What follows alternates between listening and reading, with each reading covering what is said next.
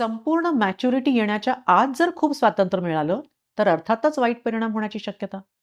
पण जर खूप कंट्रोल ठेवला, तर मुलांच्या मनात पालकांबद्दल आकस आणि राग तयार होण्याची शक्यता.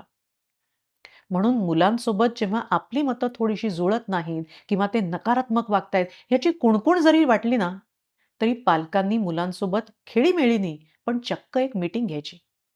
आपल्या अपेक्षा सांगायच्या आणि त्यांच्या अपेक्षा समजून घ्यायच्या. अर्थातच परस्पर संमतीनं आणि नियम ठरवायचे. पण कुठलेही नियम ठरवताना प्राधान्य द्यायचं ते मुलांची सेफ्टी आणि त्यांची हेल्थ.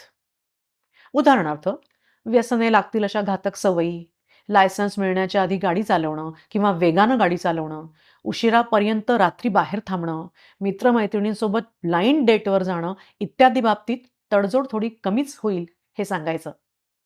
कारण तुमचं आयुष्य सगळ्यात महत्त्वाचं असल्याने काळजीपोटी हे निर्बंध आहेत, तुमच्यावर अंकुश ठेवण्यासाठी नाही, हे स्पष्ट केलेलं उत्तम. पण अर्थातच ते म्हणू शकतात, की "आता आम्ही मोठे झालो, आम्हाला कळतं." त्यावेळी तुमच्यावर आमचा पूर्ण विश्वास आहेच, पण बाकी मित्रमंडळ तसंच आहे याची खात्री जेव्हा आम्हाला पटेल, तेव्हा नियम बदलता येतील.